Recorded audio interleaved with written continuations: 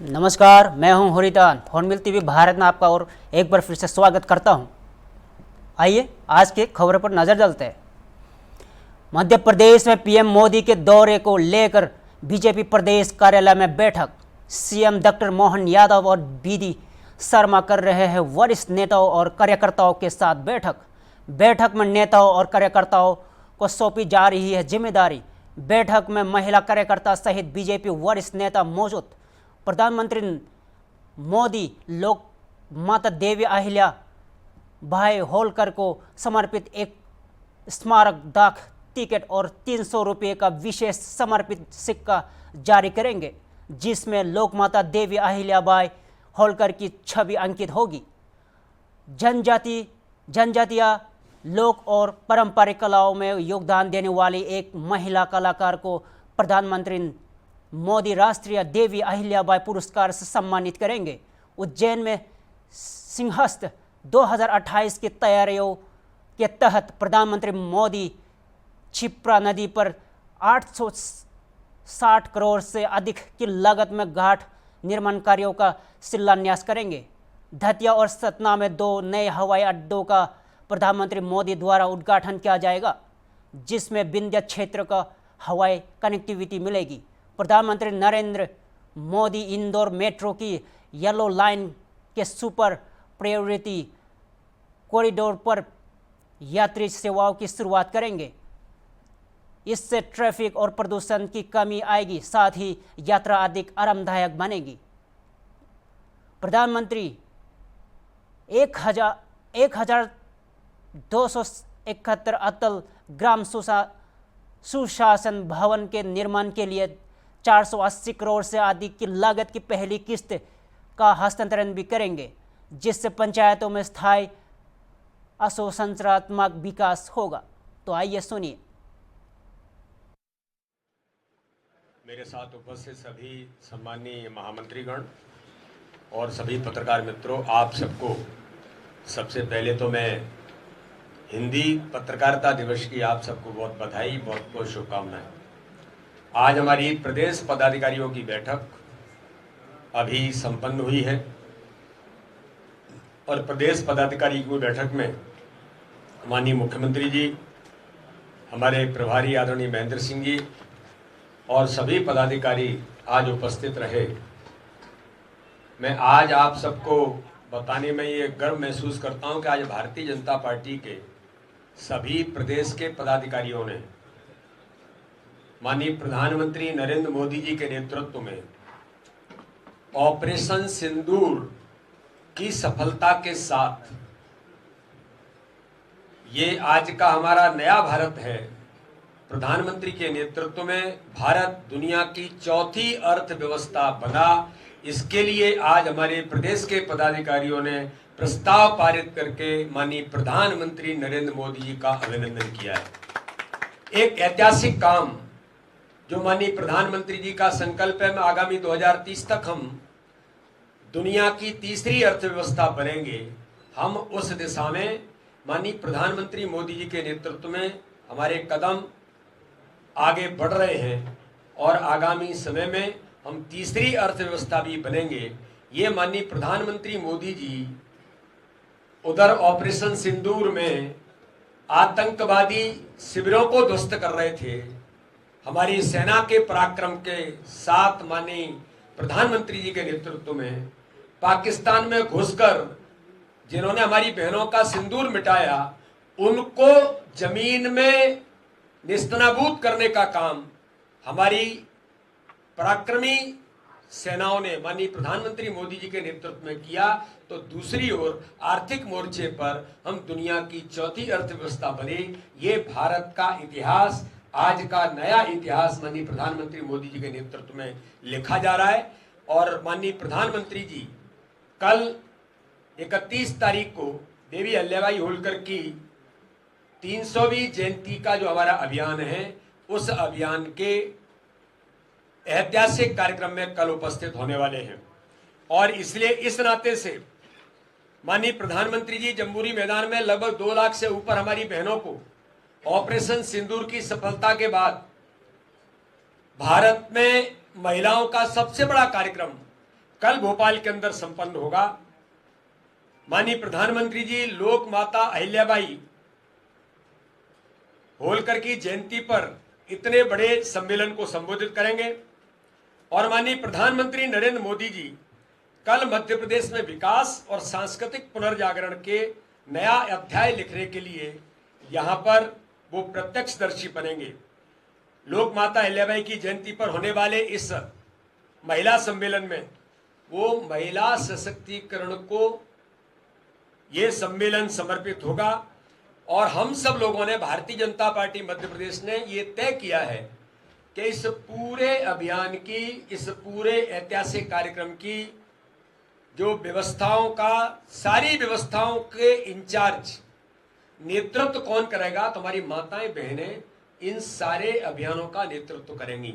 इसलिए इस दिशा में हमारी बड़ी बैठकें आप सबको ध्यान में है कि लगभग 1500 महिलाओं की बैठक हुई और हमारी महिलाएं जो व्यवस्था में लगने वाली हैं वो सिंदूरी साड़ी के साथ एक विशेष ड्रेस कोड में हमारी सभी महिला बहनें उस कार्यक्रम में व्यवस्था संभालेंगी, नेतृत्व करेंगी।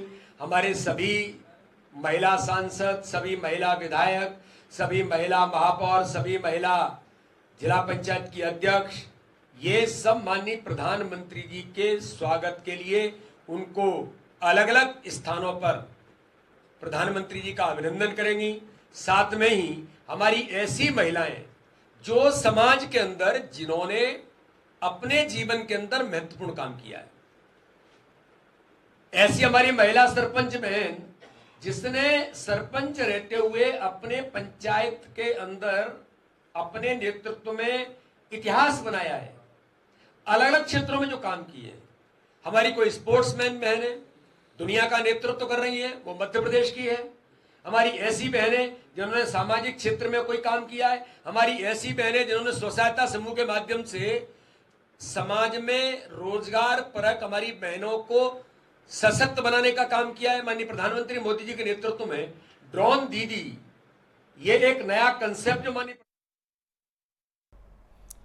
कल राजस्थान में महाराणा प्रताप जयंती के अवसर पर चित्तौड़गढ़ जिले के भूलपाल सागर कस्बे में वीरता और स्वाभिमान का प्रतीक एक अनूठे ऐतिहासिक सर्किल का लोकार्पण हुआ।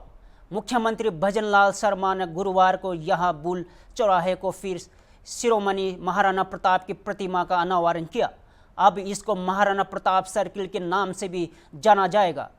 मुख्यमंत्री ने जैसे ही महाराणा प्रताप की चेतक पर सवार प्रतिमा का पर्दा हटाया, वातावरण महाराणा प्रताप अमर रहे, महाराणा प्रताप की जय के जय घोष से गूंज उठा।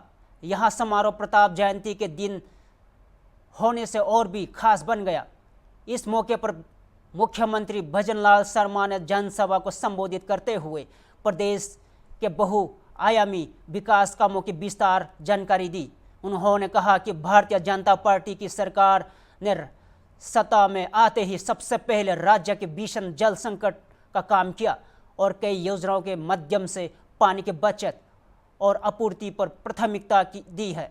कार्यक्रम में सहकारिता मंत्री और बड़ी सदरी विधायक गौतम दाख, सांसद सीपी जोशी, निबो हेड़ा विधायक श्रीचांद कृपालानी, चित्तौड़गढ़ विधायक चंद्रभान सिंह आक्या, भेंगू विधायक सुरेश धकड़, कपासन विधायक अर्जुन लाल जीनानगर और बीजेपी जिलाध्यक्ष रतनलाल गडरी, पूर्व बीजेपी जिलाध्यक्ष मिठूलाल जाट, जिला प्रमुख गब्बर सिंह, भोपाल सागर प्रधान हेमेंद्र सिंह मौजूद रहे। अपने विभाग और जवानों के प्रति हमेशा समर्पित रहे उत्तर प्रदेश सरकार के होमगार्ड मंत्री धर्मवीर प्रजाति ने इंसानियत की एक और मिसाल पेश करते हुए अपने मृतक जवान के परिजनों को निजी बैंक के सहयोग से 35 लाख रुपए की आर्थिक मदद की है। यहां आर्थिक मदद अपने सरकारी आवास 10A कालिदास पर मंत्री ने जवान स्वर्गीय सत्येंद्र प्रताप सिंह की पत्नी को दी है। इस दौरान मृतक के अन्य परिजन भी मौजूद रहे। इससे पहले भी बैंक के सहयोग से होमगार्ड मंत्री धर्मवीर प्रजापति अपने कई मृतक जवानों के परिजनों को आर्थिक मदद दे चुके हैं। तो आइए सुनिए। सत्येंद्र प्रताप सिंह जो मटियारी चौराहे पर ड्यूटी के दौरान अज्ञात वाहन ने टक्कर मार दी और वो स्वर्गवासी हो गई। आज उनके परिवार को IDBI बैंक के माध्यम से 35 लाख का चेक दिया गया है विभाग की ओर से। मैं आपके माध्यम से जानकारी देना चाहूँगा कि हमने बहुत पीछे के समय में होमगार्ड जवानों की इस तरह की घटना की चिंता करते हुए, अगर 17 से पहले की हम चर्चा करें तो मात्र 3 लाख रुपए की बीमा की राशि थी और बड़ा लंबा समय होता था, चक्कर लगाने पड़ते थे। इस तरह की घटना के बाद में 17 में माननीय मुख्यमंत्री के नेतृत्व में सरकार बनी तो ये 5 लाख रुपए की अनुग्रह राशि इस तरह की घटना में माननीय मुख्यमंत्री ने सीधा उस परिवार के खाते में भेजने के लिए निर्देश जारी किया और उसके बाद 5 लाख सरकार की अनुग्रह राशि और फिर हमने बैंकों से बात की। हमारे होमगार्ड के जवानों को बैंकों में खाता खोलना है, 1 रुपया भी हमारे होमगार्ड के जवान का कटेगा नहीं, बस अपना पैसा यूज करना है बैंक से लेकर के। अगर इस तरह की कोई घटना होती है तो 30 लाख 35 लाख हमारी बैंकें देती हैं, तो इस तरह से 35 लाख और 5 लाख 40 लाख रुपये उस परिवार को हो जाते हैं। मैंने उनके परिवार को उससे कहा है कि आपको ये पैसा मिल रहा है, इस पैसे का सदुपयोग करना, जिससे बच्चों के भविष्य के काम में आए। बच्चा अभी इनका नाबालिग है, हमने कहा है इसको पढ़ाओ और एक एप्लीकेशन दे देना कि जब बालिग हो जाएगा तब हमारे बच्चे की भर्ती कर लेना, हम लोग विभाग में इसकी भर्ती कर लेंगे। तो जिस तरह से हमें संतुष्टि है कि हम इस तरह से हमारे होमगार्ड के जवान के परिवार के प्रति कुछ कर पाएँ। मैं माननीय मुख्यमंत्री का हृदय से साधुवाद करूंगा कि उन्होंने उस परिवार के ऐसे परिवारों की चिंता की और इस तरह के 5 लाख रुपए की अनुग्रह राशि की घोषणा उन्होंने की थी और वो 5 लाख रुपए ये और 35 लाख रुपए बैंकों के माध्यम से 40 लाख रुपए जब परिवार को मिलता है तो हमें भी आत्मसंतुष्टि होती है, उस परिवार का भरण पोषण हो जाएगा। एक जानकारी मैं और देना चाहूँगा आपके माध्यम से कि कल नागरिक शिक्षा विभाग जो 15 ज़िले में था, उसके बाद फिर 1962 में उसका गठन हुआ था। उस समय 15 ज़िले में था, उसके बाद फिर 2 ज़िले बढ़ाए गए, फिर 9 ज़िले बढ़ाए गए। कल माननीय मुख्यमंत्री से हमने चर्चा की थी, माननीय मुख्यमंत्री जी ने सह स्वीकार किया और कल नोटिफिकेशन जारी हुआ है। सभी उत्तर प्रदेश के 75 जनपदों में बाकी 49 ज़िले जो बाकी थे उनमें सभी नागरिक सुरक्षा का गठन होगा। ये प्रक्रिया शुरू हो गई है और मैं आदरणीय आपके माध्यम से माननीय मुख्यमंत्री का आभार व्यक्त करूंगा कि माननीय मुख्यमंत्री जी ने उसे गंभीरता से लिया, पूरे उत्तर प्रदेश में इसका विस्तार किया। धन्यवाद। 22 अप्रैल को पहलगाम में हुई आतंकी घटना के बाद भारतीय सेना ने जिस तरह से ऑपरेशन सिंदूर को अंजाम दिया, उससे आतंकपरस्त देश पाकिस्तान के हौसले पस्त है। इसके बावजूद भी देश के सुरक्षा को अभेद बनाने के लिए भारतीय सेना के साथ ही आम नागरिक भी भारत माता की सेवा के लिए कदम से कदम बढ़ाकर चलना चाहता है। नागरिकों के इसी हौसले को देखते हुए प्रदेश के बाकी बचे 49 जनपदों में भी सिविल डिफेंस की स्थापना की अधिसूचना जारी की गई। जारी होने के बाद इसके गठन की प्रक्रिया शुरू हो चुकी है। यहाँ कैसे काम करेगा और कौन कौन सा लोग इसमें शामिल होंगे, इसी मुद्दे पर हॉर्नबिल टीवी ने यूपी सरकार के होमगार्ड और नागरिक सुरक्षा राज्य मंत्री स्वतंत्र प्रभार धर्मवीर प्रजापति से खास बातचीत की है। तो आइए और जानेंगे हमारे संवाददाता के माध्यम से।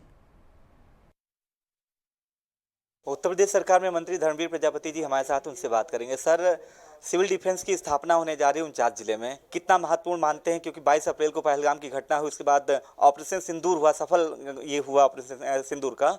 इसके बाद कितना महत्वपूर्ण मानते हैं सिविल डिफेंस की स्थापना होने जा रही है 49 जिले में? देखिए, महत्वपूर्ण तो बहुत पहले से था, क्योंकि इस समय नीचे हमारे स्वयं सेवक जो अपने निस्वार्थ भाव से सेवा देते थे, हम लोग ट्रेनिंग देते थे उनको और वो निस्वार्थ भाव से अपनी सेवा करते थे।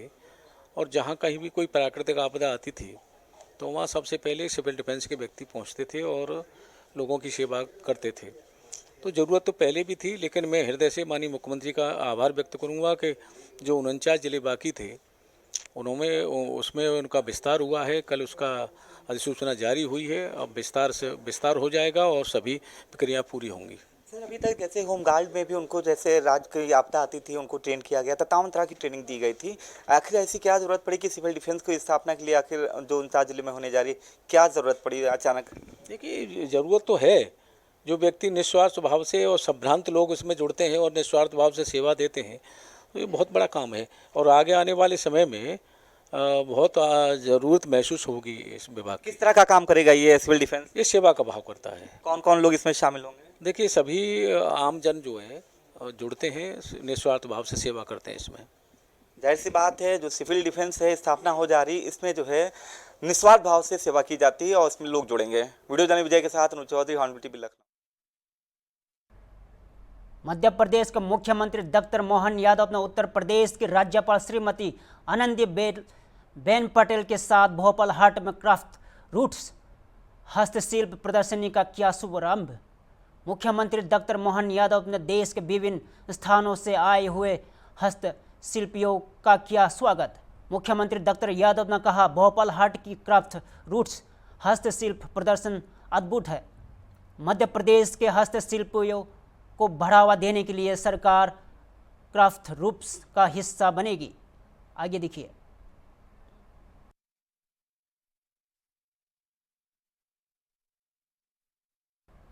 प्रधानमंत्री नरेंद्र मोदी ने शुक्रवार को बिहार में 48,520 करोड़ रुपए से अधिक की लागत वाली कई विकास परियोजनाओं का उद्घाटन और शिलान्यास किया। इस अवसर पर बिहार के मुख्यमंत्री नीतीश कुमार भी मौजूद थे। कराकाट में जनसभा को संबोधित करते हुए मुख्यमंत्री ने कहा कि बिहार में एनडीए सरकार बनने से पहले जो सरकार थी उसने कोई काम नहीं किया। उसने कहा कि अब जून 2025 तक बिहार के हर घर में बिजली, नल का पानी और शौचालय पहुंच जाएगा। उन्होंने जाति जनगणना कराने के फैसले के लिए मोदी सरकार की सराहना भी की। सुनिए। एक बार हम आपको याद कराना चाहते हैं कि जब हम लोगों की सरकार बनी और जो सरकार बनी थी एनडीए की और जिसमें जनता दल यू और बीजेपी, इसका नमन हुआ 24 नवंबर 2005 को, और उसके पहले जो सरकारें थी उसका कोई काम था? आज कितनी बड़ी संख्या में महिलाएं सब दिख रही हैं। अब पहले कोई महिलाओं के लिए कोई काम किया था इसके पहले वाला? आज जैसे ही हम लोग सरकार में आए और तब से हम लोगों ने सबके लिए काम किया है, ये सब काम किया है। तो इसीलिए पूरे तौर पर बिहार के विकास में हम लगे हुए हैं और काम हो रहा है। और जानते ही हैं कि शुरू में ही शिक्षा के क्षेत्र में, स्वास्थ्य के क्षेत्र में विशेष ध्यान दिया गया और राज्य के बड़े पैमाने पर सड़कों, पुल, पुलियों का निर्माण कराया गया। और महिलाओं को कितना किया हम लोगों ने? अगले ही बार जो चुनाव हो रहा था 50% गांव वाले में और शहर वाले क्षेत्र में, और कितना ज्यादा महिलाओं को हम लोगों ने किया और सबको नौकरी में कितना करवा दिया, मिनिमम 35% और उससे भी ज्यादा। तो इसके लिए काफी पढ़ने लगी है और काफी आगे बढ़ने लगी है। अब कितना अच्छा महिलाएं का हो रहा है। तो ये सब काम किया जाएगा और उसके बाद तो ये सब काम हम लोग शुरू से किए। फिर 7 निश्चय के अंतर्गत हर घर तक बिजली, हर घर नल का जल, हर घर शौचालय तथा टोलों को पक्की सड़क से जोड़ने का काम किया। अब ये काम तो हम लोगों ने पहले किया और अभी हाल में आप जान लीजिए कि कुछ नई बसावटें और कुछ नए घर बन रहे हैं उनके लिए भी हम लोग काम कर रहे हैं और तय कर दिया है कि इसी साल 2025 के जून महीने तक बाकी सब लोगों का काम हो जाएगा। हर घर बिजली, हर घर नल का जल, हर घर शौचालय, ये सब हो जाएगा। और उसके बाद 7 निश्चय 2 के अंतर्गत भी सभी योजनाओं पर तेजी से काम चल रहा है और उसके बाद आप जानते ही हैं युवक युवतियों को सरकारी नौकरी और रोजगार उपलब्ध कराया जा रहा है। और अभी तो इस बार भी और पिछले साल भी अंतिम समय में कुछ जगह घूमे और इस बार भी जनवरी फरवरी में सब जगह। इस बीच प्रधानमंत्री नरेंद्र मोदी ने कहा कि पहलगाम में हुए भयानक आतंकी हमले के बाद उन्होंने बिहार की धरती पर देश से वादा किया था कि आतंकवाद के आकाओं के ठिकानों को ध्वस्त कर दिया जाएगा। उन्हें ऐसी सजा मिलेगी जिसकी वे कल्पना भी नहीं कर सकते। आज जब वे अपना वादा पूरा करके बिहार आए तो आइए आगे सुनिए। साथियों, सासाराम की इस धरती के तो नाम में भी राम है। सासाराम, सासाराम के लोग जानते हैं भगवान राम और उनके कुल की रीति क्या थी। प्राण जाए पर वचन न जाई, यानी जो वचन एक बार दे दिया वो पूरा होकर के ही रहता है। प्रभु श्री राम की ये रीति अब नए भारत की नीति बन गई है। अभी पहलगाम में जम्मू कश्मीर में आतंकी हमला हुआ था। हमारे कितने निर्दोष नागरिक मारे गए। इस जघन्य आतंकी हमले के बाद एक दिन के बाद मैं बिहार आया था और मैंने बिहार की धरती से देश को वादा किया था, वचन दिया था, बिहार की धरती पर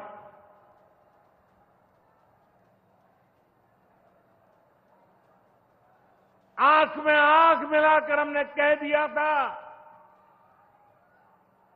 आतंक के आकाओं के ठिकानों को मिट्टी में मिला दिया जाएगा।